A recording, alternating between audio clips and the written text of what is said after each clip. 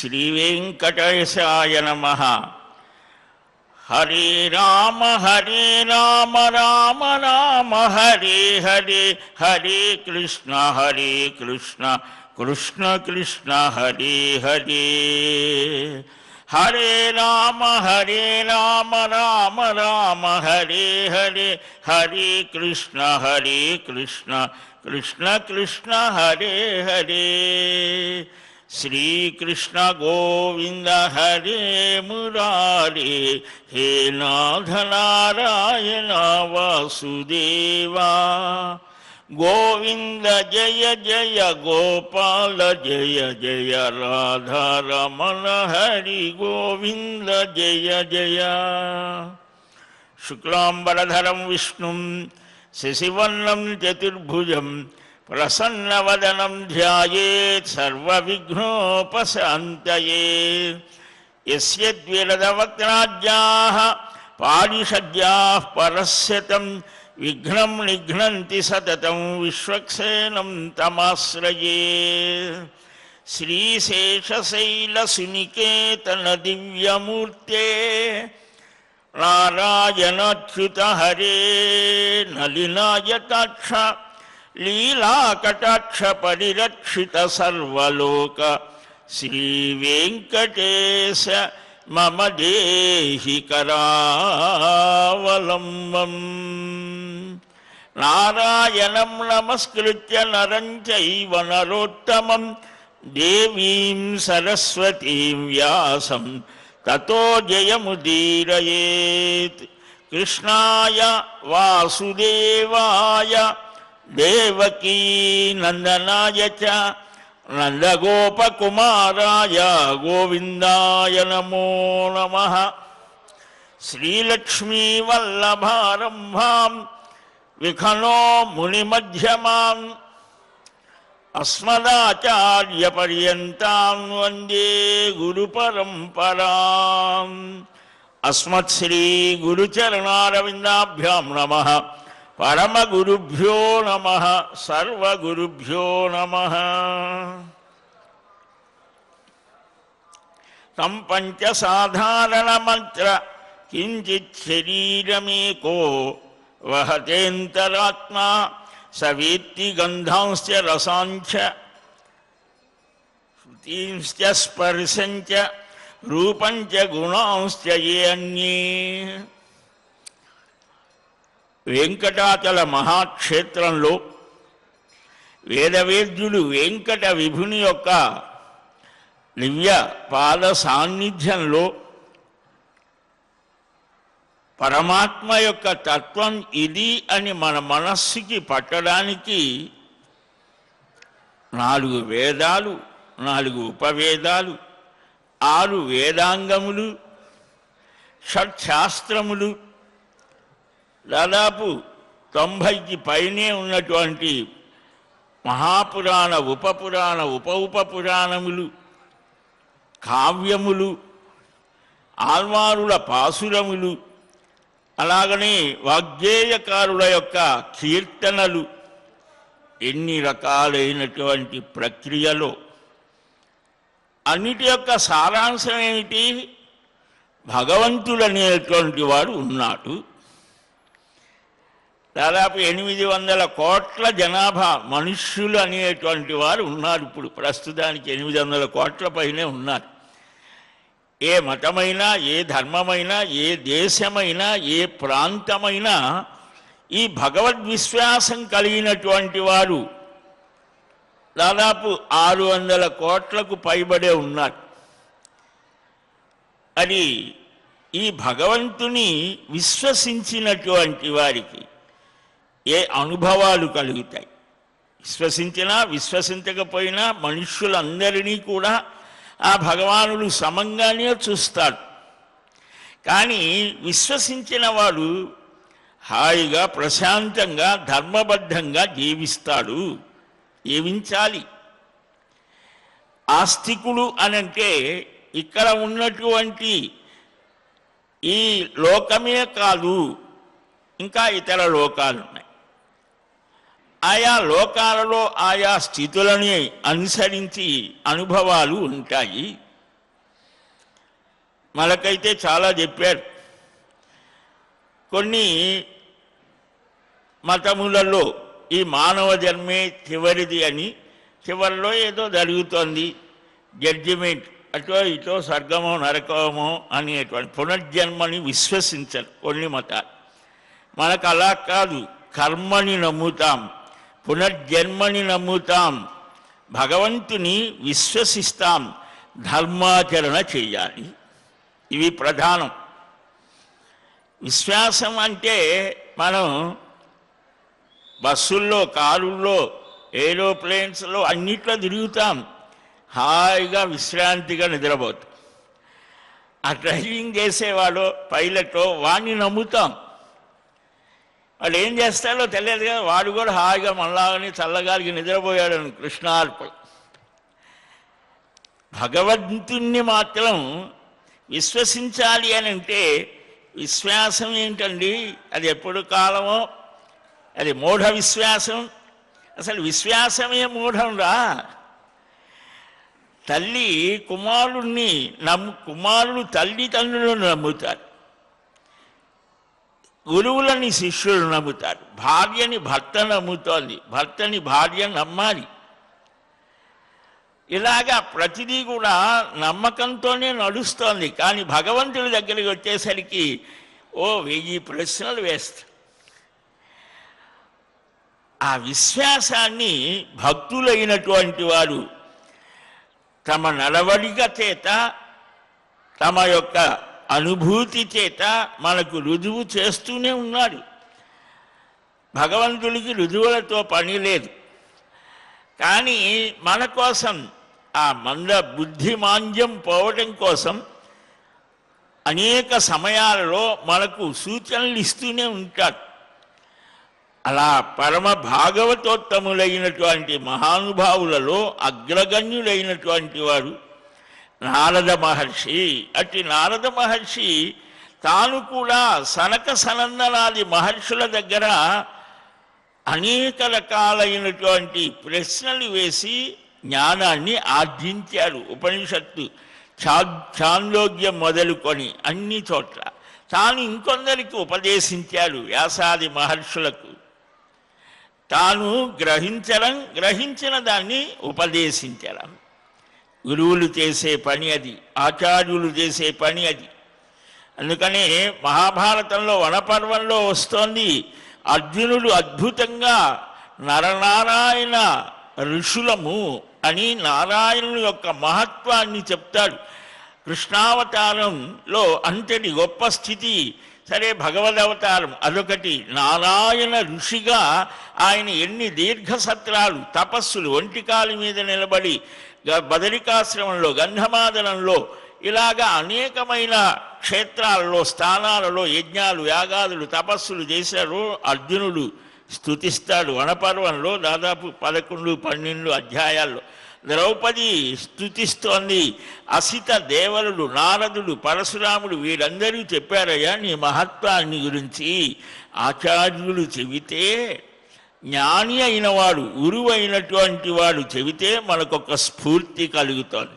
సాక్షాత్తుగా భగవంతుడే మన ఎదుట వచ్చి నేనేరా అంటే కూడా మనకు బుద్ధి వెలగదు. ఆ ఆచార్యుని యొక్క దివ్యానుగ్రహంతో, అంటే సూర్యుడి కిరణాల ద్వారా ఈ నీటిని పీల్చి మేఘం ద్వారా వర్షిస్తాడు. ఆచార్యులు కూడా అంతే, శాస్త్రాల ద్వారా, మహాత్ముల ద్వారా, తన స్వానుభవం ద్వారా ఇన్ని రకాలుగా జ్ఞానాన్ని ఆర్జించి ఆ భగవద్ విషయాన్ని ఆర్తులైనటువంటి వారికి అందిస్తారు. వర్షం పడుతోంది, అన్ని చోట్ల సమానంగానే పడుతోంది. మురికి గుంటలో పడుతోంది, మురికి కాలువలో పడుతోంది, గంగలో పడుతోంది, మన వీధిలో పడుతోంది. మనం చెమ్ము పెడితే చెమ్ముని నిలుతోంది, గంగాళం పెడితే గంగాళం. ఇలాగా అంటే నీకు ఎంతవరకు కావాలో అంతవరకు ఇస్తోంది, నువ్వు పట్టే దాన్ని బట్టి. అలాగనే ఆచార్యుని ద్వారా భగవానుడు సాక్షాత్తు గురువే. గురువు అంటే సాక్షాత్తుగా పరబ్రహ్మ, పరమాత్మే గురు రూపంలో అభివ్యక్తమవుతాడు అని మనకు విశ్వాసం, గ్రంథాలు చెబుతూ ఉన్నాయి. కనుక ఇక్కడ నారద మహర్షి కూడా నారద మహాపురాణంలో మొన్న చెప్పుకున్నాం, ఈ దేహధారులలో పంచభూతాలు ఉన్నాయి. పంచీకృతం అంటారు, ఇంకా రకరకాల ప్రక్రియ. ఎంత పర్సెంటు భూశాతం ఎంత, తేజోంశం ఎంత, ఇలాగా మనకు ఉపనిషత్తుల్లో బ్రహ్మసూత్రాల్లో చర్చ చేశారు. మనకు దౌర్భాగ్యం ఏమిటంటే అవన్నీ ఎక్కడా చెప్పరు. విశ్వవిద్యాలయాల్లో చూస్తే అక్కడ చరిత్ర చూద్దామా, అది తప్పులు తడక. అశోక చక్రవర్తి మన గురించి మనకు శాంతం తెలుసా? ఆ అశోక చక్రం వేసాం, ఆయన ఎప్పుడు పుట్టాడో, ఏమయ్యాడో, ఏం చేశాడో తెలుసా? తెలియదు. ఇంకా ఇతరమైనటువంటి వాడు దాంట్లో మనకు ఉన్న చరిత్ర చదివితే వీళ్ళంతా దౌర్భాగ్యులు అన్నట్టుగా వస్తుంది. వీళ్ళు ఎప్పుడు పరాజితులే అని. అలాంటి వాడా? లేదే. బ్రిటిష్ వాళ్ళు కూడా ఆక్రమించడానికి 100 సంవత్సరాలు వాళ్ళు పోరాటం చేయాల్సి వచ్చింది. తర్వాత కూడా ఎప్పుడు నిరంతరం పోరాటాలు జరుగుతూనే ఉన్నాయి, కానీ మనకు అది ఎక్కడా కనిపించదు. అప్పుడు ఫలానా డేటులో అయిపోయింది, వాడు మొత్తం ఆక్రమించాడా? లేదు. కనుక మన చరిత్రని మనం కోల్పోయాం. మనకు గొప్ప చరిత్ర ఉన్నది. ఈ పురాణాలన్నీ చరిత్రే. పురాణాల్లో ఉన్నటువంటి రాజవంశాలను గురించి చరిత్రకారులు కొంత తీసుకుంటారు, వాడికి కావాల్సినంత. తక్కిందంతా ఇవి పనికి రాజుబొమ్మంటారు. అంటే నీకు కావాల్సింది తీసుకొని అవసరమైంది, తక్కింది వదిలేస్తావా? మరి రామాయణ భారత భాగవతాలు చరిత్రలు కావా? వాటికి రుజువులు దొరుకుతున్నాయి కదా. లక్క ఇల్లు మననే ఉత్తర దేశంలో అక్కడ వేరే వాళ్ళు ఆక్రమిస్తే పంపించామని కోర్టు చెబితే అప్పుడు తెలిసిన, ఓహో ఇక్కడ అని. హస్తినాపురం ఉన్నది, ద్వారక ఉన్నది, మధుర ఉన్నది, అయోధ్య ఉన్నది. ఇవేవి రుజువులు కాదా? కనుక మనకే మన మనస్సుల్లో దీని మీద ఒక విచిత్రమైన భావం. ఇవన్నీ కూడా ఏవో కథలు, మైథాలజీ అని చేసి పెట్టారు. అది మనకు బాగా ఎక్కిపోయింది. మన ఇతరమైనటువంటి వారికి ఏవి లేవు, వాళ్ళకి ఉన్నా లేకపోయినా ఇది సత్యమే అంటారు. అది కూడా పనికిరాదు. కానీ నిజమైన సత్యమేంటి? నిష్కర్షగా, నిజాయితీగా, స్వచ్ఛంగా ఏది ధర్మము, ఏది కాదు, ఏది సత్యము, ఏది కాదు, అది మన ఋషి సంప్రదాయం. అందుకని కవికుల గురువు కాళిదాసు అంటాడు, పురాణమిత్యేవన సాధు సర్వం. పాతదైనంత మాత్రం చేత అన్ని సత్యాలే అని మేము అనం. క్రొత్తదైన దానినంత మాత్రం చేత పనికిరానిది అనం. ఏది సత్యమో అదే. ఇది మనం వదిలిపెట్టేశాం 1000 సంవత్సరాలుగా.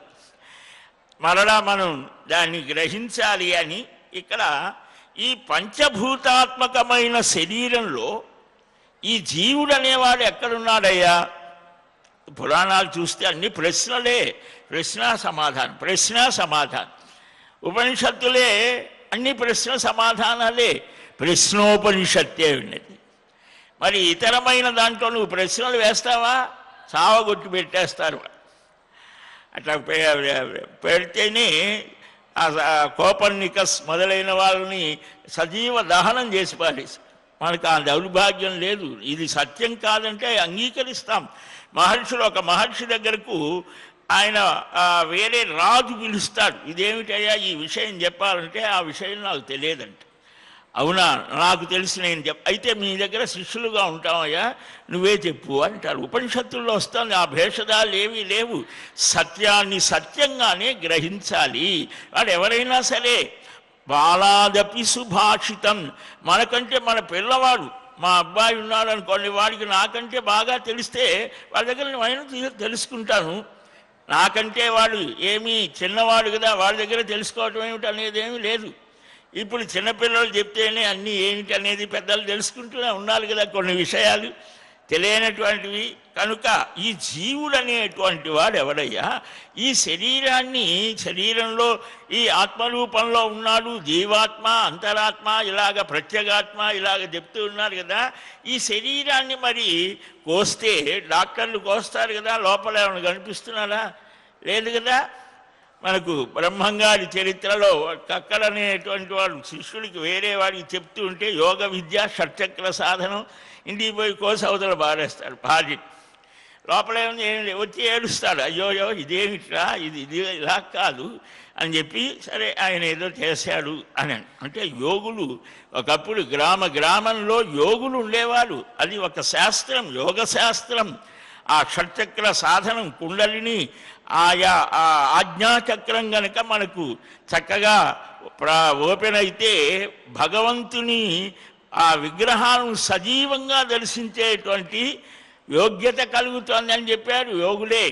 అందువల్లనే మహానుభావులు, భక్తి యోగులు, జ్ఞానయోగులు, కర్మయోగులు ఆ మూర్తిలో చైతన్యాన్ని చూసి బాలరాముడి విగ్రహంతో ఆడుకునేవాడిట రామకృష్ణ పరమహంస. జటాధారి అనేటువంటి ఒక రామనామ ధారి ఆయన ఒక సంప్రదాయం, రామానంద సంప్రదాయం. ఆ పిల్ల బాల విగ్రహాన్ని ఆయనకే తెలుసు, ఆయనతో ఆటలాడటం, ఆయనతో ఆనందంగా ఉండేవాడు. అది ఎవరికీ తెలియదు. ఇది ఈయనకు గ్రహించాడు. ఈయన ఆ విముక్తితో ఆడటం మొదలుపెట్టి నేను ఇక్కడే ఉండిపోతాను, ఈయన దగ్గరే ఉంటానంటే ఆయన తప్పనిసరిగా వదిలివేసి వెళ్తూ నువ్వంటే కఠినుడివి, మీ అమ్మను వదిలేసావు, కౌసల్యను తండ్రిని వదిలివేశావు, నేను నమ్ముకున్నవాడు ఎవడు బాగుపడ్డాడు అంటే ప్రేమతో. చరిత్ర ఇది 100 ఏళ్ల క్రితం జరిగినది. అలాగా మహానుభావులు ఎందరెందరూ. మన శ్రీనివాస స్వామి వెంగమామ్మతో నా మీద కూడా ఒక పాట చెప్పవా అంటారు. శ్రీ వెంకటేశనా చిత్తమ్మునందు నీ పాదయుగలమ్ము నిల్పవే కృష్ణ, నన్నేలు తరిగొండ నరహరాకృతిని ప్రత్యక్షమై నన్ను కావవే కృష్ణ. ద్విపద మంజరి, కృష్ణ మంజరి చెప్తోంది ఆ అమ్మ మహాయోగిని. కనుక ఈ జీవుడు అనేవాడు ఎక్కడా? ఈ పంచభూతాత్మకమైన శరీరం ఒక అంతరాత్మే వహిస్తోంది.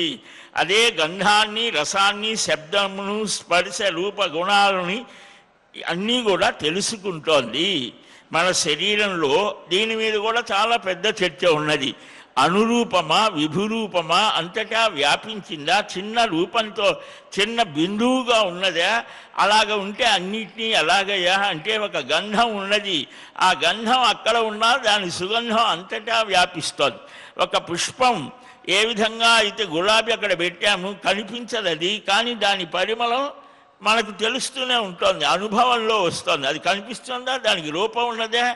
రూపం ఏం లేదు, కానీ నీ అనుభవం ద్వారా తెలుస్తోంది.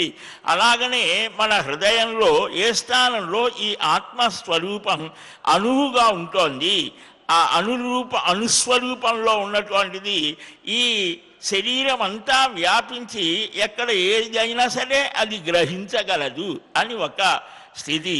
కాదయ్యా విభువు అని దీని మీద కూడా చాలా చర్చలు ఉన్నాయి. సరే, ఇక్కడ ఈయనేం చెప్తున్నాడు? అగ్నిలో రూపము, స్పర్శ, ఉష్మభావం లోపించి ఈ శరీరం అనే అగ్ని శాంతించినప్పుడు దేహత్యాగంతో అంతరాత్మ నశిస్తోంది. ఈ అంతరాత్మే అన్నిటినీ కూడా నడిపేది.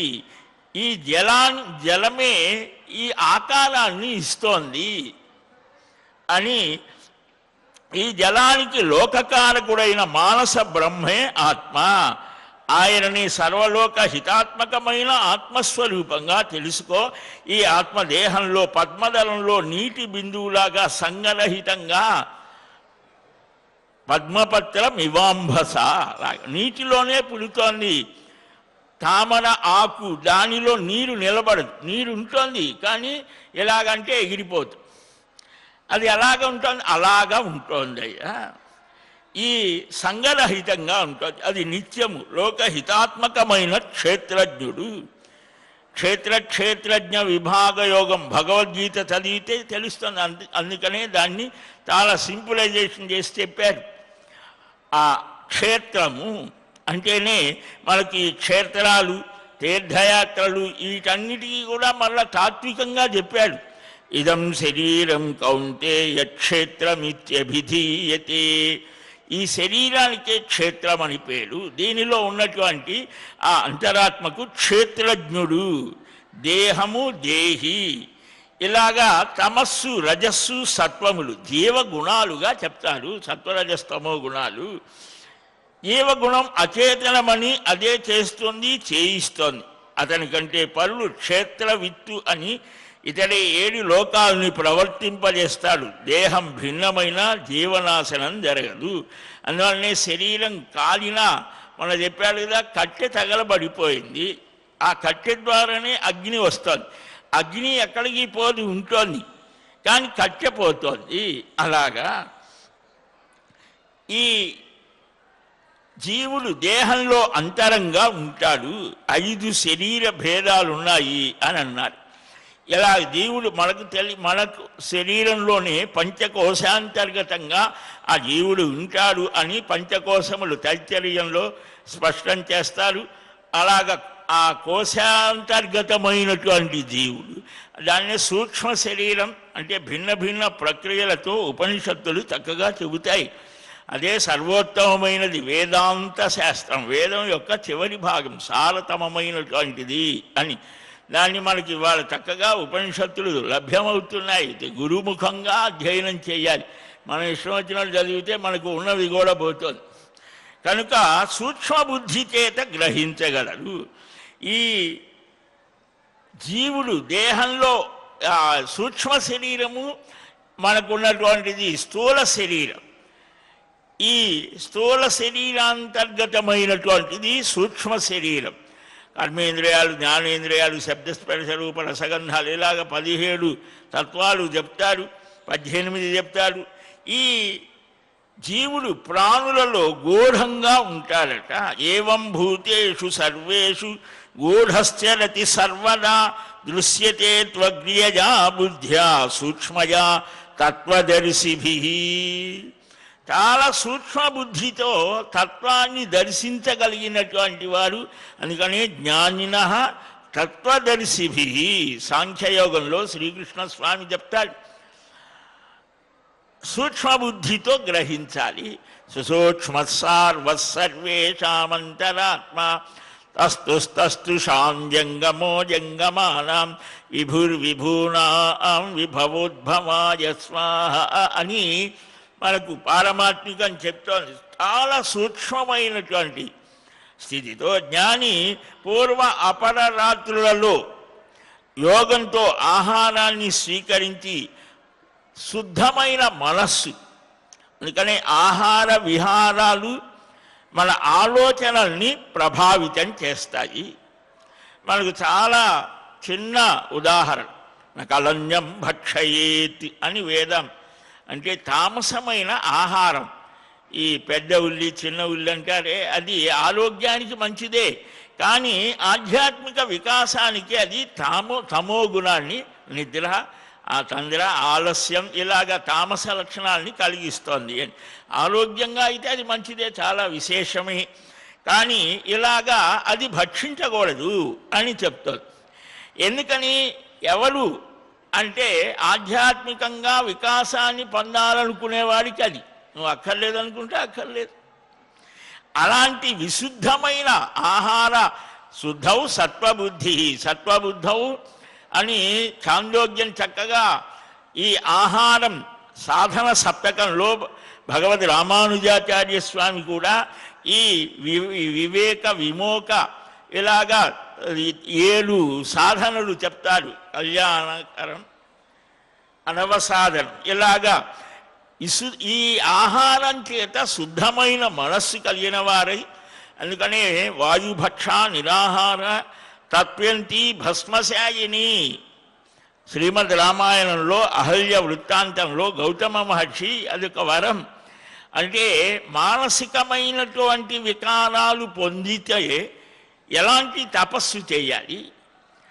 వాయుభక్షణ అదొక యోగ ప్రక్రియ. ఈనాడు ఉన్నాడు మనకు శరీరానికి పోషణ ఆహారం 3 గంటలకు ఒకసారి లోపలికి పడుతుంటేనే కానీ బండి నడవదు. ఈ ఆహారం లేకపోతే మనం అన్నగత ప్రాణులు అన్నారు కలియుగంలో. అన్నం లేకపోతే ఇంతే. కానీ ఆ ఇతర యుగాలలో అస్థిగతం, ఎముకలు ఉన్నంత వరకు ప్రాణం ఉంటుంది. ఇలాగా శరీరం చర్మగత ఇలాగ చెప్పాడు ఆయా స్థితిలో. అందుకనే పునరీకుడు అనేటువంటి మహానుభావుడు నిరంతరం నమో నారాయణాయ నమో నారాయణాయ జపించి జపించి అస్థిగతం అయిపోతే, ఆ అస్థులు పడిపోతే, ఒక గంధర్వుడు పైన విమానంలో వెళ్తూ ఉంటే అక్కడికి వచ్చేసరికి ఆగిపోతుంది. ఈ నారాయణ జప స్మరణ స్ఫురణ ప్రభావం చేత అది ఆగిపోతే వాడు దిగి వచ్చేస్తాడు. ఏమిటని చూస్తే ఎముకలే, దాని నుంచి ఆ స్పందన వస్తుంది. ఎంత విశేషం! కాబట్టి అస్థిగతమై అదేదో పురాణాల్లో ఉందండి, ఏదో ఎక్కడో ఉన్నది అనుకునేరు. భక్తుల చరిత్రలో కూడా వస్తోంది. ఆమె పాండురంగ భక్తురాలు జనాబాయి. ఆమె నిరంతరం 5 ఏళ్ల వయసులోనే ఆ శ్రీకృష్ణ అవతారమే పాండురంగడంటే ఆయన చూసేసరికి నేను ఇక్కడే ఉండిపోతాను, తల్లిదండ్రులు వదిలేసేస్తాడు, మరొక భక్తుడు ఇంటికి తీసుకొని వెళ్తాడు. అక్కడ కూడా ఆమె ఏదో పని చేస్తూ నిరంతరం పాండురంగ పాండురంగ అని ఆ స్మరణ చేస్తూ ఉండేదిట. ఆ ఎంతగా అంటే ఆనాడు పిడకలు చేసేవారు. ఆ పిడకలు ఆవు పేడతో పిడకలు నిన్నమన్నటి వారికి కూడా చేశారు. ఇప్పుడు అమెజాన్లో దొరుకుతున్నాయి మన పిడకలు, మనం వదిలేసి.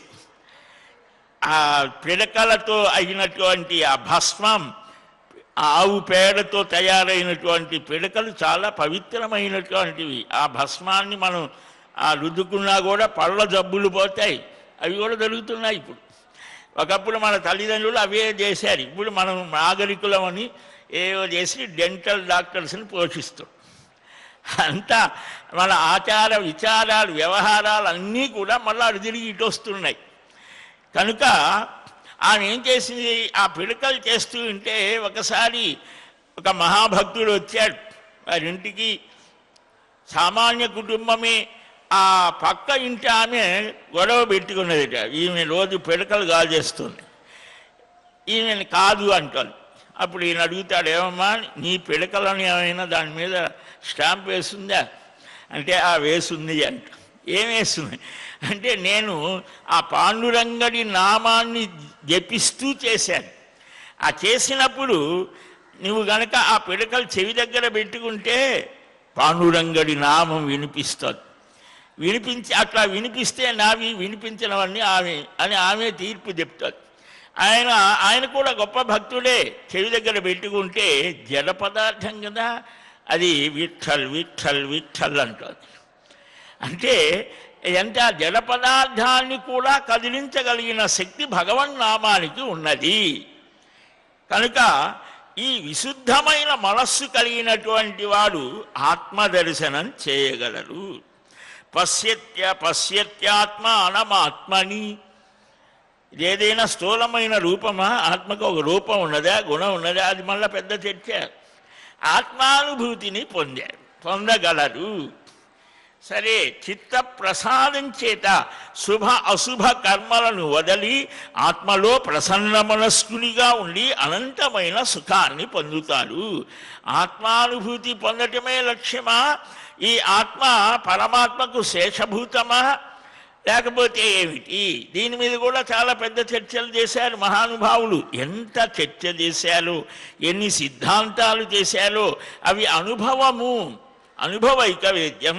వాటిని మనం గ్రహించే ప్రయత్నం చెయ్యాలి. కనుక ఈ శరీరాలలో ఉండేటువంటి మానసాగ్నినే జీవుడు అని అంటారు. జీవుడు వేరు, ఆత్మ. జీవుడే ఆత్మరూపంలో ప్రకటితమవుతాడు. జీవాత్మ, ప్రత్యక్ ఆత్మ, ప్రత్యేగాత్మ. ఇలాగా కొన్ని భేదాలతో కొన్ని సాంప్రదాయికమైన ప్రక్రియలతో చెప్తారు. ప్రక్రియలు భిన్నమే, తత్వం ఒక్కటే. ఇది మనం గుర్తుపెట్టుకోవాలి. కనుక ఈ భూతాధ్యాత్మ నిశ్చయం కోసం ప్రజాపతి సృష్టి చేశాడు. ఇది ఆ బ్రహ్మ మొదట బ్రాహ్మణులను సృష్టించాడు.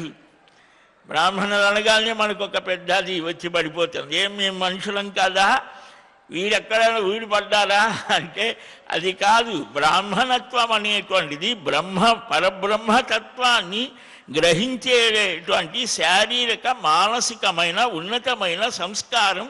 అదొక ఆదర్శం.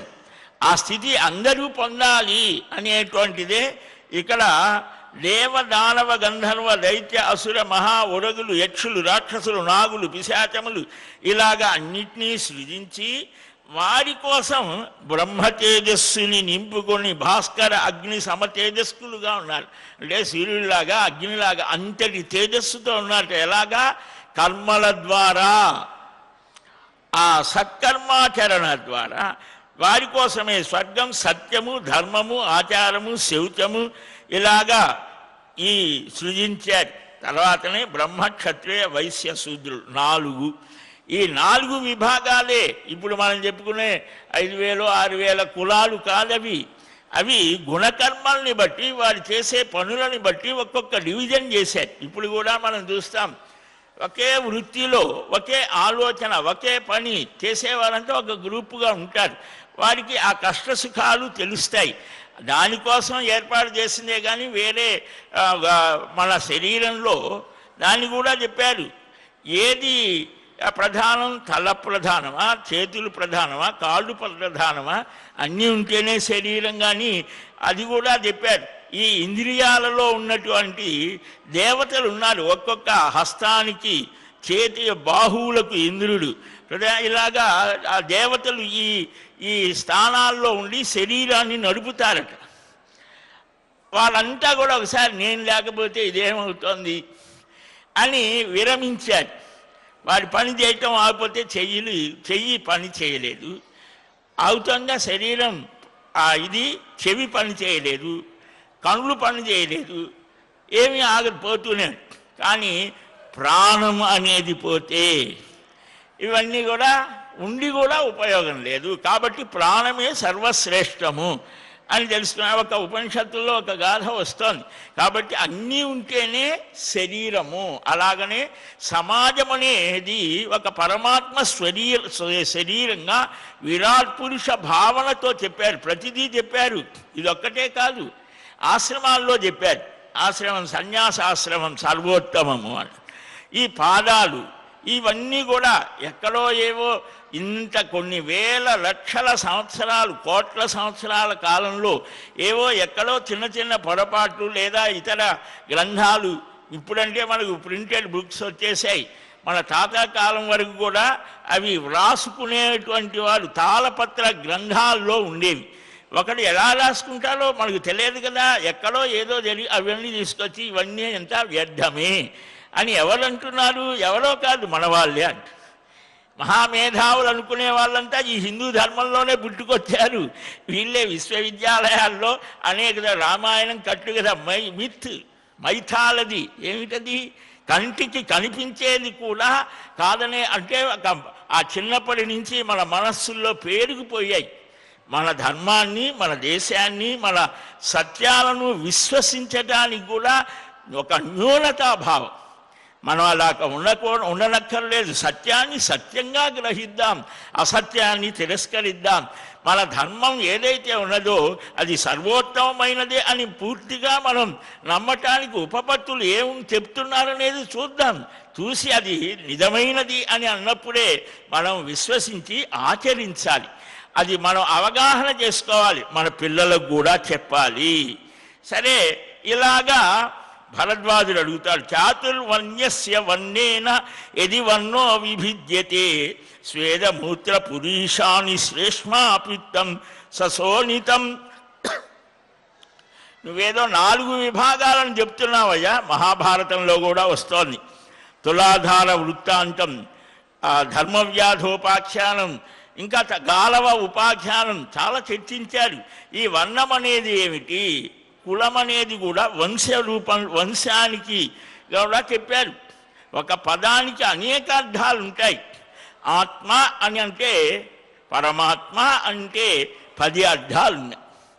ఆ ప్రకరణాన్ని బట్టి సమన్వయం చేసుకోవాలి అనేటువంటి ఈ 4 చెప్తున్నావయ్యా. అందరికీ చెమట, మలమూత్రాలు, శ్లేష్మము, పిత్తము, రక్తము సమానంగానే ప్రవహిస్తాయి కదా. మరి ఈ విభాగం ఎలాగా అంటే ఆయన చెప్తాడు. ఎలాగ వర్ణనిస్తే అంటే, నా విశేషోస్తి వర్ణానాం సర్వం బ్రహ్మమయం జగత్తు.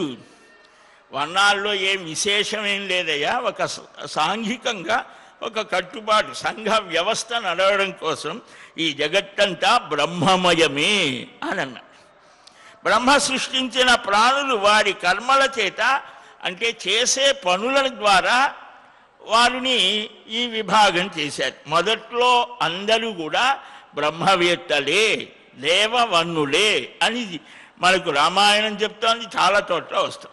మరి ఇవి ఎలాగ వచ్చారు? వారే మనకు 4 కుమారులు ఉన్నారు. ఒకడేమంటాడు, నేను సిఆర్పిలో చేరతానంటాడు, సైనిక పట్టాలు. వాడికి ఆ ఎక్సర్సైజు, ఆ కవాతు, వాడికి అది ఇష్టం పోరా పొమ్మను. ఇంకొకడు నేను ఇంకేదో చదువుతాను ప్రొఫెసర్ని అవుతానన్నాడు, పొమ్మన్నాడు. ఇంకొకడు నేను ఇవేవి చేయను, శారీరకంగా శ్రమపడేవి చేయమను. అలాగని ఇక్కడ కూడా బ్రహ్మ సృష్టించిన ఈ ప్రాణులు కర్మల చేత కొందరు కామభోగాలు కలిగిన వారు, ప్రీతిపాత్రులు, కఠినులు, కోపం కలిగిన వారు, సాహసం చేద్దామనేవారు, స్వకర్మలని వదలిన వారు ఈ ద్విజులే, ఈ బ్రాహ్మణులే ఈ స్వభావంతో క్షత్రియులయ్యారు కర్మల వల్ల. గోపోషణ వృత్తిగా స్వీకరించి వ్యవసాయాన్ని చేస్తూ ధర్మాచరణ చేయని ద్విజులు వైశ్యులుగా మారారు. అసత్యాన్ని, లోభాన్ని కర్మలతో సాగదీస్తూ ఈ శౌచాచార స్థితిని దూరం చేసుకున్న ద్విజులు శూద్రులయ్యారు. ఆయా కర్మల చేత ద్విజులే ఆయా వర్ణాలని పొందారు అని తపస్సు చేసేవారికి అది ఎప్పుడు ద్విజత్వం నశించదు అని నిత్యము పరబ్రహ్మను వ్రతములను నియమములను ధరించి ఆచరించేటువంటి వారే మొదటివారు. వీరే ఆయా దేశాలలో ఆయా విధాలుగా మారారు. కనుక ఇది బ్రహ్మ మనస్సు నుంచి ఏర్పడినటువంటిది. ఇది ధర్మాన్ని ఆధారంగా చేసుకొని ఈ వ్యవస్థ ఏర్పడింది అని అంటే భరద్వాజుడు అడుగుతాడు, ఏ కర్మ చేత అంటే పనుల వల్ల గుణాల వల్ల ఇలాగా ఏర్పడింది అని అంటున్నావు కదా, ఏ కర్మ చేత ఇలాగ మారుతాడు అని అంటే సంస్కారాల చేత శుచి అయి వేదాధ్యయన సంపన్నుడై జాతకర్మ, నామకరణ, అన్నప్రాసన, ప్రవాసాగమన, పిండవర్ధన, చౌల, ఉపనయన, పాణిగ్రహణ ఇలాగా సంస్కారాల చేత సంస్కృతులైనటువంటి వేదాధ్యయన సంపన్నుడై బ్రహ్మకర్మనిష్ఠుడై శౌచాచారాలు కలిగి విద్యాభ్యాసం చేస్తూ గురుప్రియుడై బ్రహ్మచర్య వ్రత స్థితులైనటువంటి వాడై సత్యము, దానము, అద్రోహము, అక్రూరత్వము, దయా, జాలి, తపస్సు ఉన్నటువంటి వాడు బ్రాహ్మణుడు. ఇవి సరిగ్గా వాడు లేకపోతే ప్రమోషన్ ఉండదు, వాడికి కింద పడిపోతాడు. దీంట్లో కూడా దీంట్లో కూడా గ్రేడ్లు ఉన్నాయి. అలాగనే ఇతరమైనటువంటివి ఏమిటి అనేది కూడా స్పష్టం చేయటం జరుగుతోంది.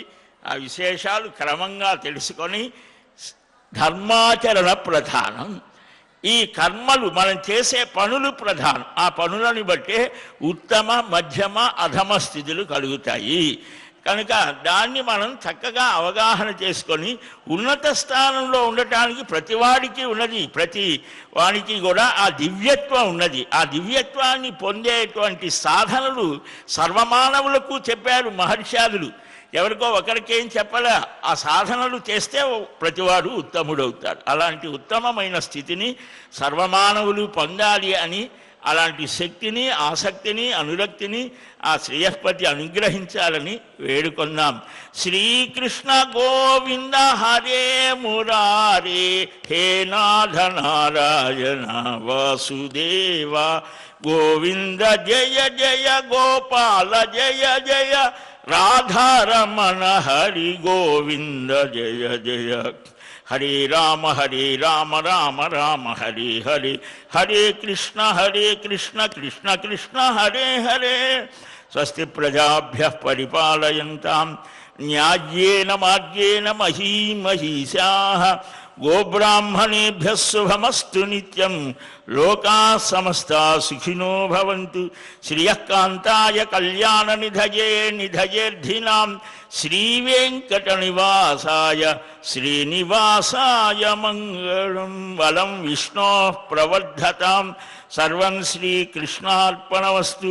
వాసుదేవ నారాయణ ముకుంద మాధవ శ్రీహరి గోవింద వాసుదేవ. ఏడుకొండలవాడ వెంకటరమణ గోవింద గోవింద గోవింద గోవింద.